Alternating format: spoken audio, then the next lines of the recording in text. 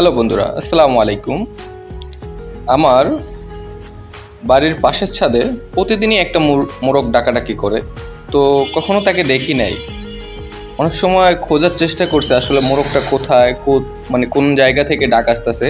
হঠাৎ করে আজকে বৃষ্টির দিন সে বেরিয়ে এলো। সে প্রতিদিন ফজরের সময় ডাকে, আমাদের ঘুম ভাঙিয়ে দেয়। আর আমরা অনেক সময় দেখা যায় মানুষ কিছু কিছু প্রাণীর প্রতি এত বিরক্ত হয় যে তারা ডাকে কেন, তারা চুপ থাকে না কেন। আসলে বিষয়টা কিন্তু এরকম না। আজানের সময় যেমন মানুষকে উঠতে হবে, পশু পাখির ডাকেও মানুষকে সাড়াই দিতে হবে। এটাই বাস্তব।